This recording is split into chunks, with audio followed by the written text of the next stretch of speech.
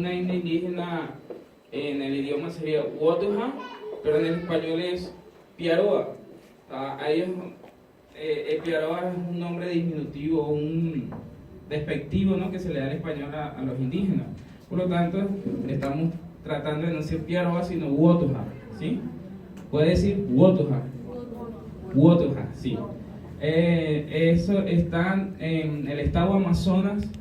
Es una de la segunda etnia más grande del estado de Amazonas, en Amazonas 22 etnias indígenas. Puedo hablar de antemano que desde el 2005 para acá se creó una ley que se llama Ley de la Conservación de los Pueblos Indígenas. Eso quiere decir que está prohibido la predicación dentro del estado de Amazonas. Entonces nosotros decimos que dentro del estado de Amazonas, en Venezuela, nosotros tenemos una pequeña ventana 1040, donde nosotros no podemos entrar como evangélicos a decir que vamos a predicar o a hacer. Nosotros tenemos que entrar con una profesión, muchas veces escondida, muchas veces con el riesgo de la guerrilla, o no sé cómo le dicen aquí, los paramilitares. Sí, ellos se han desplazado desde Colombia a Venezuela, muchas veces con el riesgo de no tener los alimentos. Por ahí estamos trabajando, ¿eh? Ahí hay unos 22 grupos étnicos diferentes y cada grupo étnico debe tener al menos 10, 20, 50 comunidades diferentes. Entonces voy a poner un pequeño video de lo que es el trabajo con los pueblos.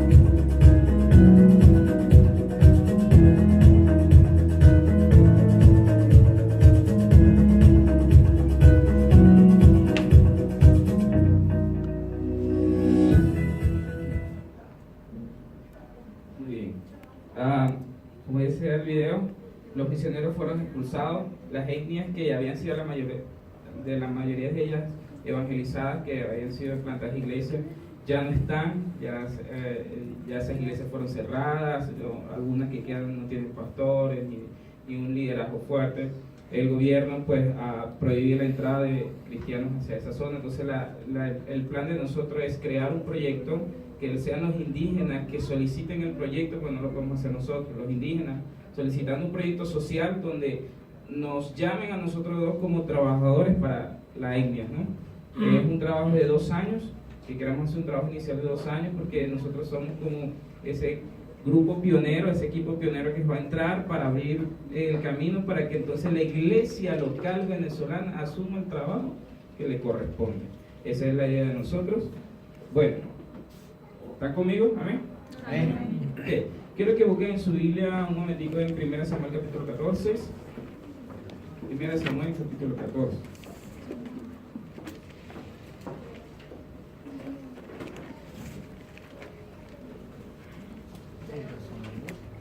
El versículo 1, 1 Samuel capítulo 14, versículo 1.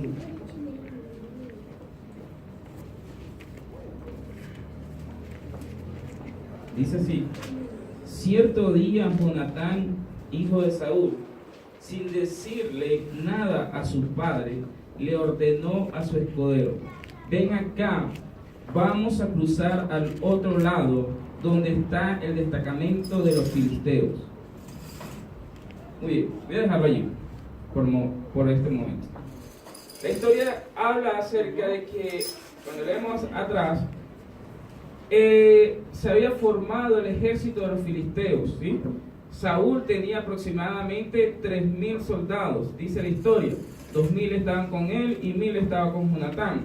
Y dice que por alguna razón, no entiendo por qué, Saúl despidió o despachó al resto del ejército de Israel para que se fueran a sus casas. Y se quedaron solamente 3.000 soldados con él. Y dice que más adelante se formó, Jonatán ataca a la guarnición de los filisteos y estos se forman, hacen una formación de guerra. Dice que había 6.000 caballos o carros de guerra. El número de los soldados era incontable, dice que eran como el número de la arena del mar. Podrá imaginarse que era un super ejército el que se estaba enfrentando en contra del pueblo de Israel. Era un gigante, ¿no? Dice la Biblia que entonces cuando los israelitas vieron eso, se asustaron, ¿no? El capítulo 13, el capítulo 13, versículo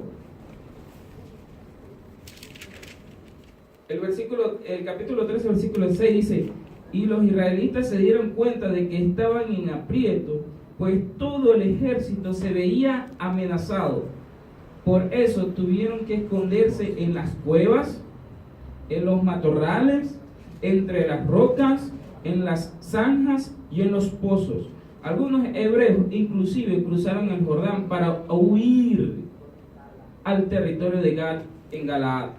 Es impresionante que cuando el ejército de Israel, el poderoso de Israel, se ve amenazado por este gigante, por este ejército fuerte, ¿qué hicieron? Huyeron, se escondieron en las cuevas, algunos hasta se dieron a la fuga, no, se fueron para otro lado, qué sé yo. ¿Te podrás imaginar con qué contaba Dios entonces? ¿Cuál era el ejército de Dios? Un ejército atemorizado que ante esta adversidad que parecía gigante, no parecía, era gigante. Era una gran adversidad, ¿no? Dice la Biblia que entonces ellos se atemorizaron y huyeron, ¿saben? Muchas de nuestras iglesias, cuando vemos ir a servir, dígame allá en Venezuela, estoy hablando de mis iglesias venezolanas. Hermano, pero es que meternos a las 7 de la noche para el barrio 18 de julio, eso es peligroso, hermano, y lanzan bala con liga. Sí, eso es peligroso, hermano, no podemos meter para allá. Y entonces hemos dejado los cultos, los servicios, antes eran a las 7, 7 y media de la noche. Después lo pasaron a las 6 y media, después lo pasaron ahora lo están haciendo a las 5 porque la gente no está sintiendo, porque hay peligro pues, de la delincuencia. Y entonces vemos que la gente en vez de asumir, de tomar posesión de las tierras que Dios nos ha entregado, nos vemos que escondidos en las cuevas. Llámese cueva, iglesia. Nos sentimos cómodos dentro de las cuevas. Aquí no nos va a pasar nada. Aquí estamos cómodos. Irnos de misiones para allá, para la selva, para allá, no, aquí estamos cómodos. Y encontramos iglesias que se han encerrado.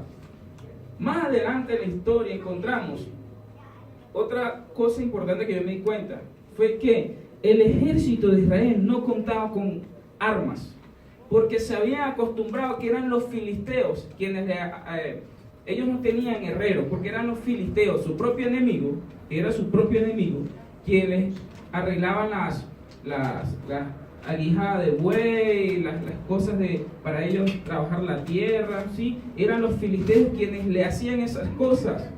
Ellos no tenían sus propios herreros que le hiciese herramientas o armas. Ellos no tenían armas. Nuestra iglesia se ha acostumbrado a un sistema donde el mundo es que nos da las cosas, en vez de ser nosotros los que llevamos la delantera, de ser nosotros los que le brindamos herramientas a los vecinos, a nuestro alrededor, a las personas, unas herramientas para luchar contra la adversidad. ¿Sí o no?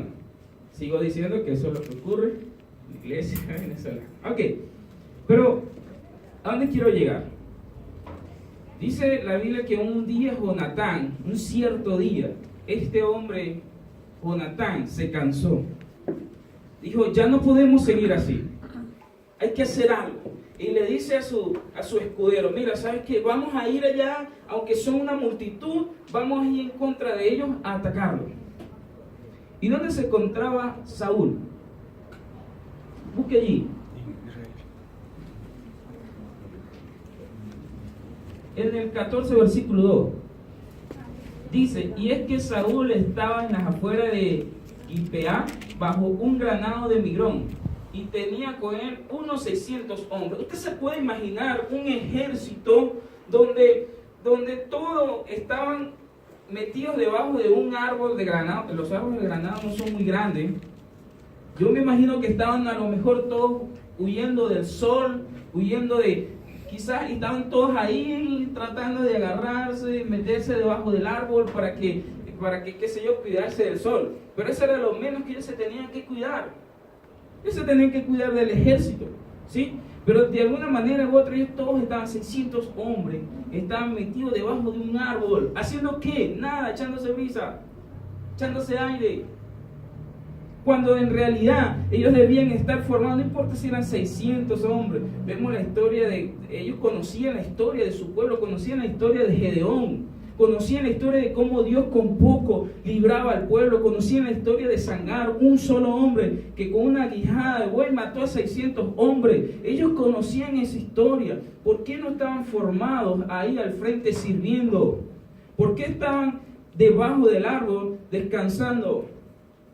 Esa es una pregunta que nos debemos hacer nosotros. ¿Dónde estoy yo? ¿En el frente sirviendo o estoy acá debajo del árbol echándome brisa, aquí tomando un poquitico de Inca Cola, ¿cómo se llama? Cola escocesa, sabrosa, buena.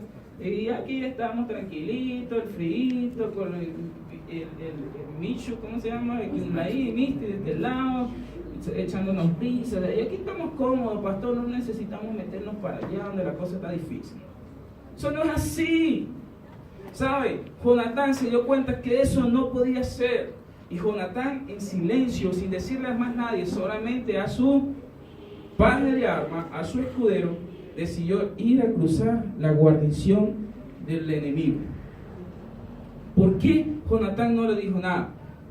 Porque había una orden de que ellos no podían atacar. El sistema le estaba diciendo, tú no tienes las herramientas necesarias para ir a hacer eso. No tenemos, mejor quedarnos aquí tranquilitos, que aquí estamos bien, nos vemos bonitos. Ellos estaban forzados en un sistema que le decía, ellos son más que nosotros, no podemos. Ellos estaban forzados en un sistema que les decía, si ustedes van a morir. Y en nuestras iglesias hoy en día tenemos un sistema que que nos presiona nuestras iglesias, nos dice, mira, ustedes los venezolanos no tienen economía para ir de misioneros, cuando más misioneros están viendo la iglesia venezolana. Ustedes, no, mira, eso está peligroso, no pueden ir allá. Pues sí, vamos para allá. ¿Saben por qué? Porque estamos entendiendo de que nuestro trabajo acá es enfrentar al enemigo, es servir, es salir allá a derribar esa fortaleza para conquistar los territorios que Dios nos ha dado. Amén. Si el territorio que Dios les ha dado a ustedes, el pastor me dijo que estaban trabajando en, ¿cómo se llama? Que salen a las 3 de la tarde hoy.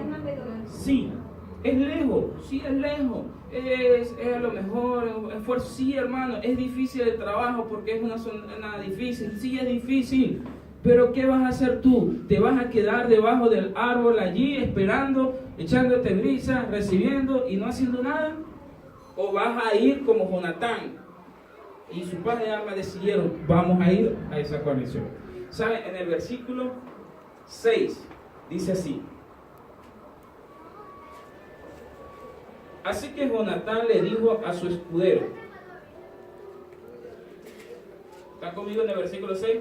Así que Jonatán le dijo a su escudero, vamos a cruzar hacia la guarnición de esos paganos y espero que el Señor nos ayude, pues para Él no es difícil salvarnos, ya sea con muchos o con pocos. ¡Wow! ¡Qué palabra, hermano!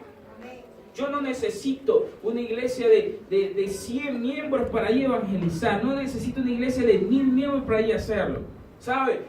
Si la iglesia, no necesitamos llenar la iglesia para decir, ya estamos llenos, ya necesitamos salir. No, hermano, si está así, vamos a llenarla. Y si está llena, bueno, vamos a vaciarla, vamos a enviarla a los misioneros. Pues entonces, si ya la iglesia no hay más espacio para más nadie, pues, hay iglesias en Venezuela que hacen hasta 4 cultos los domingos.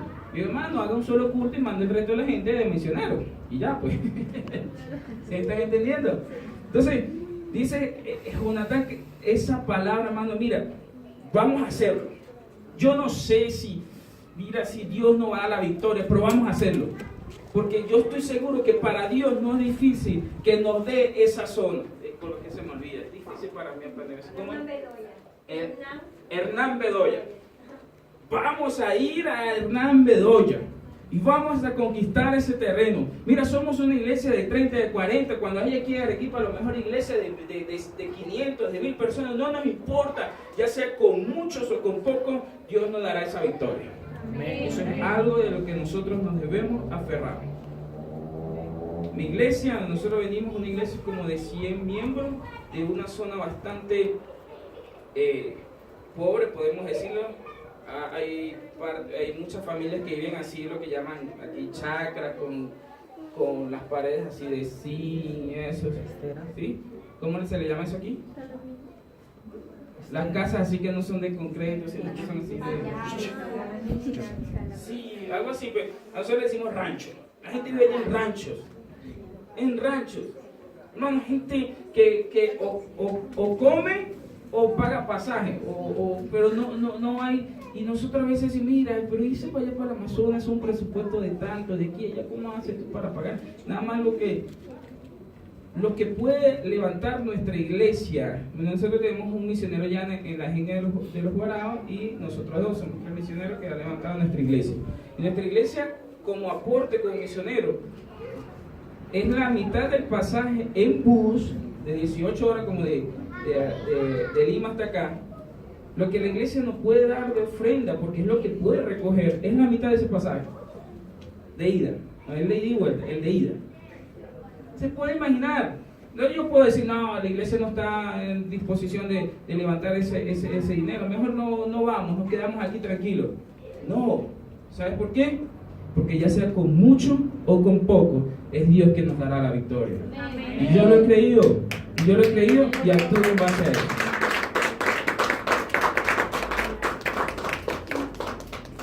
Eso no es todo. Dice que Jonatán fue por un camino, una subida, una pendiente, que de un lado tenía 2 riscos que se llamaban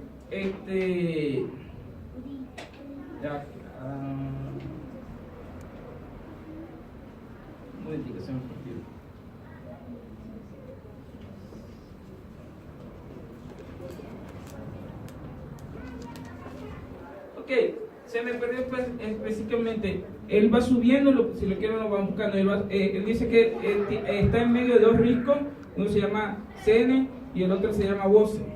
¿Sí? Dice allí que eso significa, el significado de eso es sitio espinoso, risco, así cuando, no sé cómo es aquí esa montaña, que son piedras, que son filosas. Ese es el nombre que tiene esos dos peñascos, y Jonatán y su escudero cruzaron, subieron por medio de eso. Ir a conquistar un territorio, necesitamos meternos por caminos donde son filosos, que hay espinas, que nos va a doler, que nos vamos a cortar quizás, pero eso no debe frenar. Ir para allá tal vez es difícil, es lejos, es costoso, enviar un misionero es difícil, va a sangrentar la iglesia, sí, pero ¿qué? Vamos a meternos porque la victoria nuestra está allá.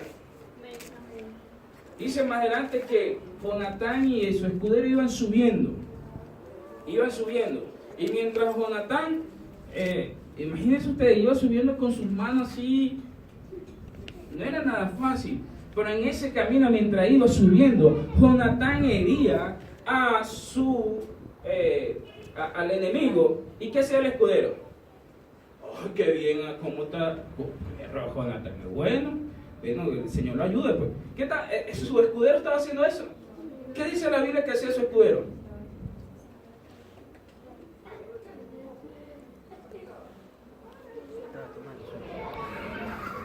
Estaban con él, pero dice que mientras Jonatán hería a su enemigo, el escudero lo remataba, lo acababa. ¿Qué quiere decir eso, hermano? Sí, vamos a enviar misioneros, vamos a enviar hermanos que trabajen, vamos a colocar un pastor allá en aquella, vamos a poner allá. Sí, ahí la iglesia aquí no vamos a quedar de brazos cruzados. Ay, qué bueno, ¿cómo le va el pastor allá? ¿Cómo le va el hermanito que estamos enviando? Muy bien, chito. ¿Vamos a quedarnos con la iglesia así?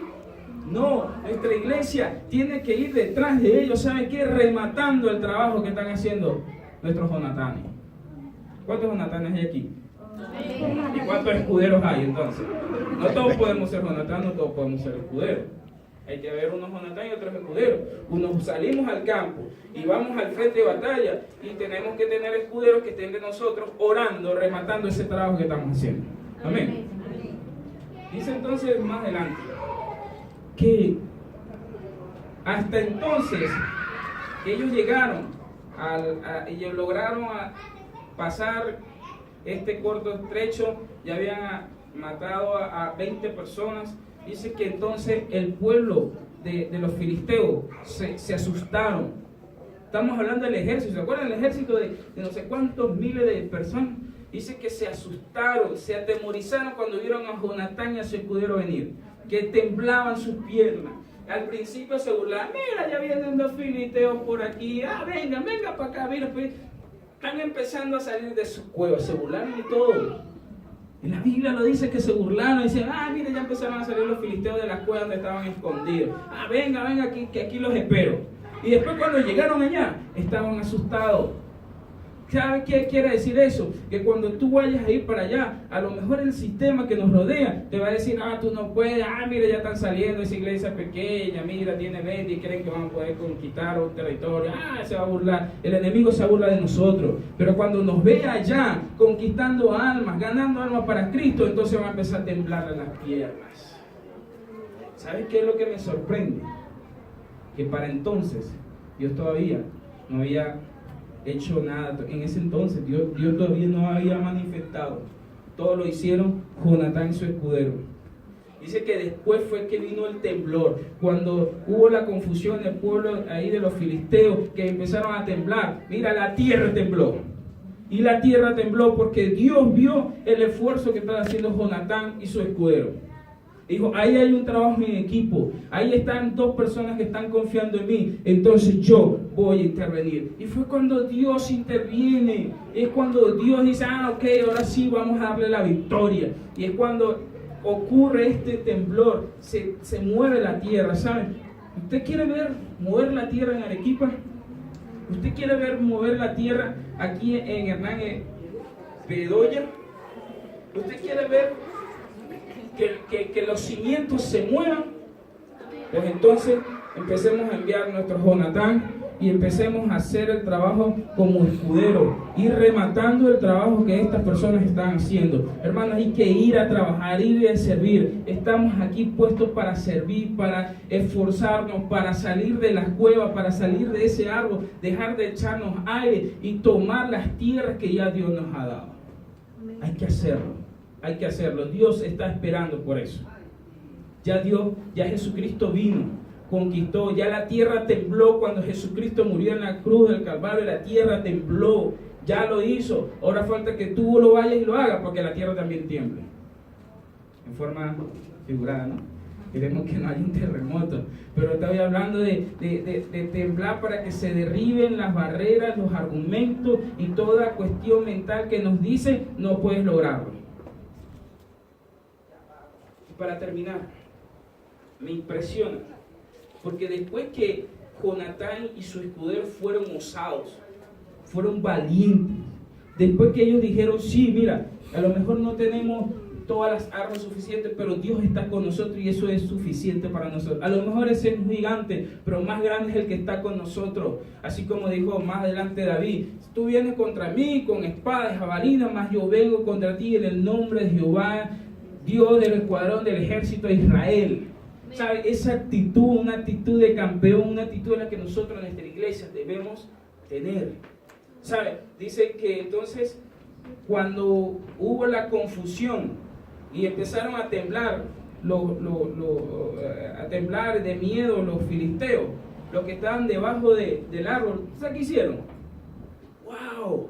Mira, los filisteos están temblorosos, ya las barreras se están cayendo, vamos a ir. Dice que se fueron a atacar.